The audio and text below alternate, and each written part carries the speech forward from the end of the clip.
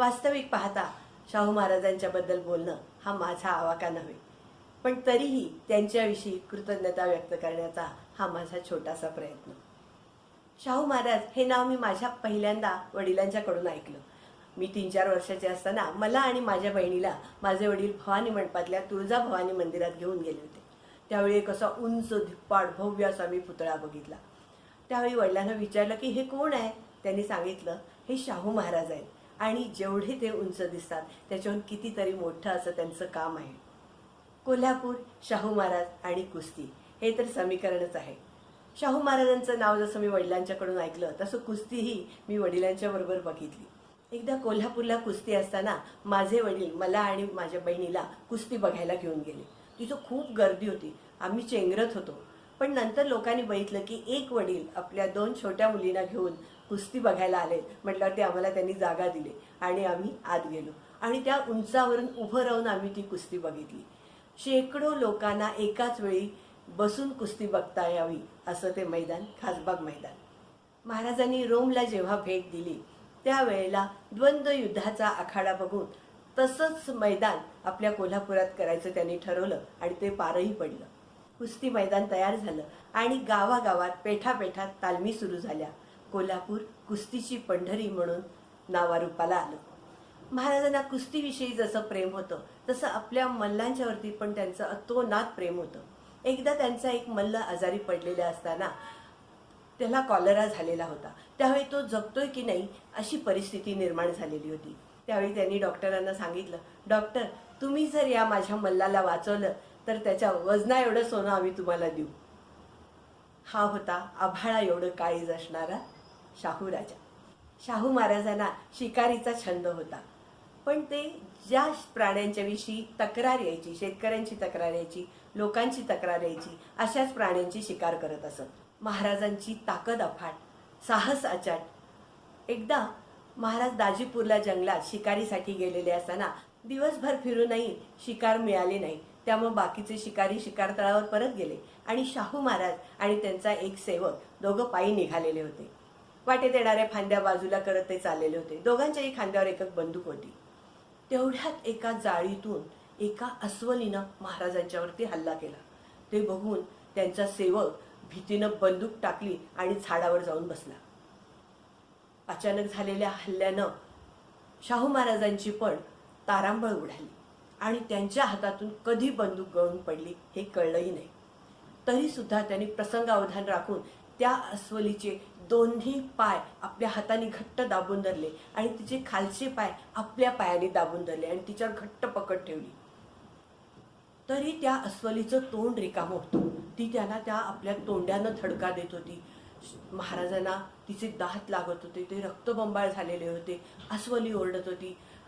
महाराज ओरडत होते. महाराज त्या सेवकाला खाली बोलवत होते की तू ये आणि ती बंदूक घेऊन अस्वलीला मार, पण तो काही बहादर खाली यायला तयार नाही. हा आरडाओरडा ऐकून एक धनगर आला आणि त्यानं बघितलं. तो डोळे विस्फारून बघतच बसला. तोपर्यंत महाराजांनी सांगितलं की ती बंदूक उचल आणि अस्वलीवर रोख. त्याने ती बंदूक उचलली आणि अस्वलीवर रोखली, पण त्याला ती चालवायचंच माहीत नव्हतं. शेवटी महाराजांनी त्याला कशी चालवायची ते सांगितलं, पण बऱ्याच वेळा सांगितल्यानंतर अखेर त्याला ते जमलं आणि त्यानं अस्वलीला गोळी घातली. प्रत्यक्ष महाराजांना समोर बघून त्याला अतिशय आनंद झाला. महाराजांनी त्याला शाबासकी दिली आणि सांगितलं काय हवं ते माग. तो म्हणाला, महाराज मला काय बी नको, फक्त आपले पाय माझ्या घराला लागू द्या. महाराजांना गहिवरून आलं. महाराज त्याच्या घरी गेले आणि त्यांनी तिथे आंबील प्यायली. त्यांनी परत त्याला आग्रह केला की तुला काय हवं ते माग. तेव्हा तो म्हणाला, मला जमिनीचा छोटासा तुकडा द्या महाराज. महाराज म्हणाले, अरे जमिनीचा छोटा तुकडाच काय, तू ज्या डोंगरावर राहतो तो डोंगरच तुझ्या नावाने करतो. हा होता डोंगरा एवढं मन असणारा राजा शाहू राजा. महाराज जेव्हा शिकारीसाठी बाहेर पडायचे त्यावेळी त्याच्याबरोबर त्यांचा आणखीन एक उद्देश असायचा की आसपासच्या परिसराची पाहणी करायची, लोकांना भेटायचं, त्यांच्या अडीअडचणी समजावून घ्यायच्या. एकदा दाजीपूरच्या जंगलात गेलेले असताना महाराजांनी बघितलं की दाजीपूरच्या जवळ भोगावती नदीचा उगम होतो आणि ती नंतर डोंगराळ भागातून कोल्हापूरला येते. कोल्हापूरच्या अलीकडे तिला कुंभी, कासारी आणि तुलसी ह्या नद्या जाऊन मिळतात. महाराजांनी बघितलं की इथं शेतीचं क्षेत्रफळ तर भरपूर आहे, पण पाण्याच्या अभावी त्याचा उपयोग करू शकत नाही. त्यावेळी महाराजांना असा विचार आला की या इथं जर आपण धरण बांधलं तर मोठ्या प्रमाणावर शेतीसाठी पाण्याचा उपयोग होईल. त्यांनी नियोजन केलं, आराखडा तयार झाला आणि राधानगरी धरण बांधलं. त्या धरणामुळं कोल्हापूरला कधीही पाण्याची टंचाई भासली नाही. खऱ्या अर्थानं करवीर नगरी ही सुजलाम सुफलाम झाली. हा होता दूरदृष्टी ठेवणारा राजा, शाहू राजा. महाराजांना शिक्षणाविषयी खूप प्रेम होतं. प्रत्येकानं शिकावं अशी त्यांची इच्छा असायची. त्यामुळे त्यांनी बहुजन समाजासाठी मोफत शिक्षणाला सुरुवात केली. जे पालक आपल्या मुलांना शाळेत पाठवणार नाही त्यांच्यासाठी 1 रुपया दंड ठेवलेला होता. महाराजांनी बहुजन समाजाच्या मनात स्वाभिमान जागवला आणि माणूस म्हणून ताठ मानेनं जगायला शिकवलं. एकदा महाराजांना समजलं की एका पाटलाचा मुलगा मॅट्रिक पास झालेला आहे. त्यांनी त्याला बोलवून घेतलं आणि त्याला विचारलं, त्याला अडीअडचणी काय आल्या, पुढे काय शिकणार आहे हे सगळं त्याला विचारलं. तो म्हणाला, महाराज मी पुढे शिकू शकत नाही कारण माझी आर्थिक परिस्थिती नाही. त्यावेळी महाराजांच्या असं लक्षात आलं की बुद्धिमत्ता असूनही बहुजन समाजातली मुलं पुढे शिकू शकत नाही. त्यामुळं त्यांनी मोफत जेवणाची आणि राहण्याची सोय करणारं पहिलं मराठा वसतिगृह सुरू केलं. त्यानंतर अनेक समाजाची वसतिगृह सुरू झाली. हा होता बुद्धीची कदर करणारा राजा, शाहू राजा. महाराजांनी सर्व कलांना राजाश्रय दिला. नाट्य, गायन, चित्रकला, कुस्ती, क्रीडा या सगळ्यासाठी राजाश्रय दिला. त्यामुळं सर्व कला ह्या कोल्हापूरमध्ये बहरल्या. एकदा एक आजोबा आपला नारायण राजहंस नावाच्या नातवाला घेऊन महाराजांच्याकडे आले. महाराजांना संगीताची आवड होती, संगीत नाटकाची आवड होती. त्यांनी महाराजांना सांगितलं की महाराज हा माझा नातू खूप छान गातो. महाराज म्हणाले, असं गाऊन दाखव. नारायणानं त्यांना गाणं म्हणून दाखवलं. महाराज खुश झाले आणि त्याची विचारपूस केली. त्यावेळी त्यांच्या असं लक्षात आलं की याला व्यवस्थित ऐकू येत नाही. म्हणून महाराजांनी त्याला मिरज मिशन हॉस्पिटलला पाठवलं आणि त्याच्यावर उपचार सुरू केले. त्यानंतर त्यांनी अल्लादिया खां साहेबांच्याकडे त्याला सोपवलं. हाच तो नारायण राजहंस नंतर बालगंधर्व बनला. महाराजांनी एक नटसम्राट घडवला. हा होता कलेची कदर करणारा राजा, शाहू राजा.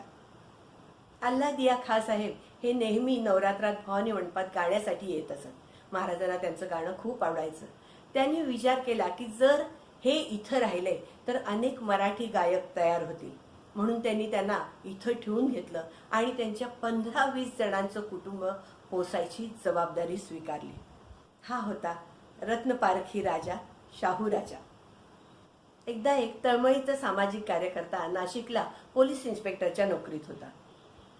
मोठ्या पगाराची नोकरी होती, अधिकार होता, पण त्याचं मन नोकरीत रमत नव्हतं. तो नोकरी सोडून कोल्हापूरला आला आणि त्यानं सामाजिक कार्य करायला सुरुवात केली. नंतर राजकारणात प्रवेश केला. महाराजांना हे समजलं आणि त्यांनी त्याला बोलवून घेतलं. राजकीय आणि सामाजिक कार्य करताना कुठल्या अडचणींना तोंड द्यावं लागतं हे शाहू महाराज जाणत होते. त्यांनी त्याला विचारलं, कसं चाललंय? तो म्हणाला, महाराज छान चाललंय. बायका मुलांची काय सोय केली? त्यानं नकारार्थी मान हलवली. तेव्हा महाराज म्हणाले, तू काहीही कर पण तुझ्या बायको मुलांना मी उपाशी राहू देणार नाही. म्हणून त्यांनी दर महिना त्यावेळच्या काळामध्ये त्याला 50 रुपये द्यायला चालू केले.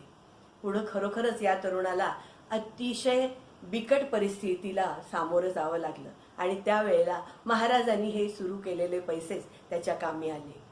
हा होता जाणता राजा, शाहू राजा. एकदा दिवाळीच्या दिवशी समयांच्या मंद प्रकाशानं कोल्हापूर उजळलेलं होतं. अभ्यंग स्नान करून लोक फराळावर ताव मारत होते. महाराजही आपला आटोपून गाडीतून निघालेले होते. गाडीतून उतरताना त्यांनी बघितलं की एक मुलगा झाडामागे लपलेला आहे. त्यांनी त्याला बोलवलं, त्याचा हात धरला आणि त्याला विचारलं, का लपलास? तो घाबरला, रडायला लागला. त्यावेळी महाराजांनी त्याला जवळ घेतलं, पाठीवरनं हात फिरवला. त्या मुलाच्या हातात एक डबा होता. महाराजांनी विचारलं, ह्याच्यात काय आहे? तो मुलगा म्हणाला, बाबाचं जेवण. कुठं आहे तुझे बाबा? त्यानं पाठीमागं फुटबोर्डवर उभ्या असलेल्या गृहस्थांच्याकडं बोट दाखवलं.